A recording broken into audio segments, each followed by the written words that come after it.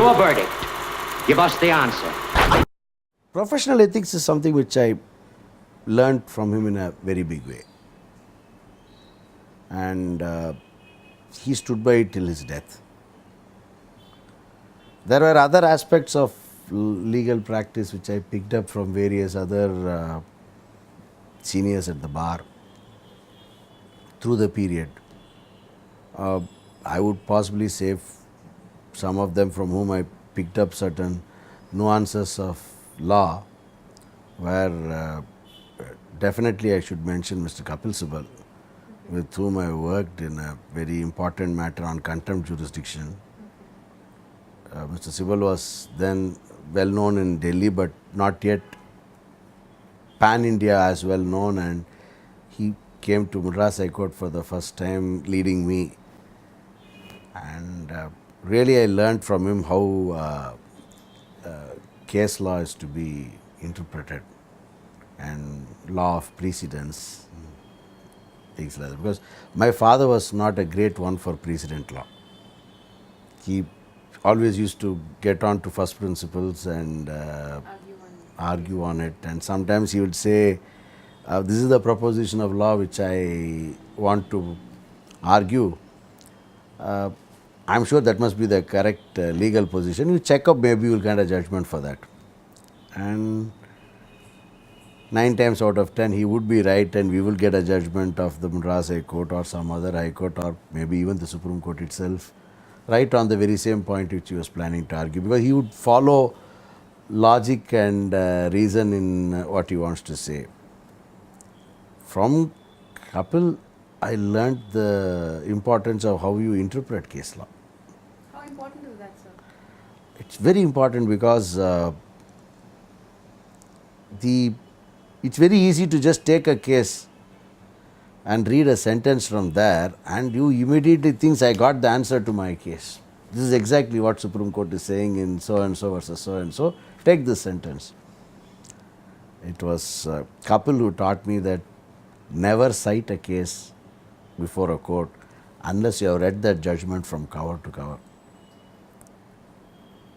because you must find that every case is only an authority for what it lays down on the facts of that case and what was presented and argued there.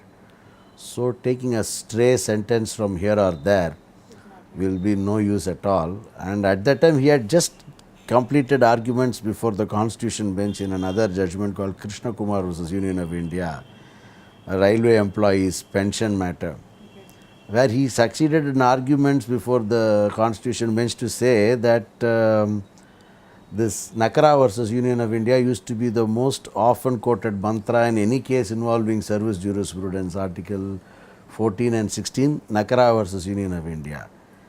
And Supreme Court said, don't keep on citing it like a mantra. Nakara was decided on its facts. And then they explained on what is precedent law and how you should actually apply the ratio of the judgments to your case. And I try to tell every one of my colleagues also, whenever they give me a judgment, even as I am arguing, sometimes if they show me a judgment and say, I think this might answer it, I never get tempted to just taking it and saying this might answer it and start reading from a paragraph. I'll look at the clock and see if there is a recess break or something which we can get, and then read it and then cite it across the board. Do you see the younger breed doing that today? Is that Very much. They do? Very much. In fact, I find that the younger lot of lawyers today are very, very excellent in research work. I think that's partly because of the communication systems which have since developed. At the time when I was in the initial practice, in fact, the famous contempt case of which Mr. Sibal led me, one evening he told me, Bharat, this is what I want to tell the court tomorrow. And he gave a proposition. And he said, I want to tell the court that there is no previous case on contempt jurisdiction where they have held anything contrary to this.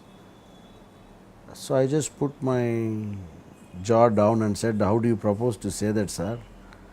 And he said, "It's simple, just look up the case law on contempt for the last 40 years and confirm that there's nothing like this happened." So I remember my younger brother Raghu, who had by then joined my law office, and 2 or 3 of my colleagues who were working with me at that time. We just burnt the midnight oil going through every case law on contempt jurisdiction from 1925 till 1989, just to be sure that a point like this was not decided. And next morning, bleary-eyed, we told Mr. Sibal, "Yes sir, you can make that statement." And he said, how can I make that statement? So the 4-5 of us who were working on that point took out all the sheets of papers we have got and said, "Look, we bought 4 commentaries on Contempt of Courts Act, went through every reported judgment on Contempt of Court, and we didn't find something like that." So we had about 50-60 pages of notes on that. And he said, "Good, now I can say it." And he did it. Today, if I ask my research colleagues, "Can you get me something like that?" within 10 minutes they'll come out with a printout of every reported case on that, what it says, what it doesn't. So they are into it, and I think that's a very good sign. It's a very good sign. Let your verdict give us the answer.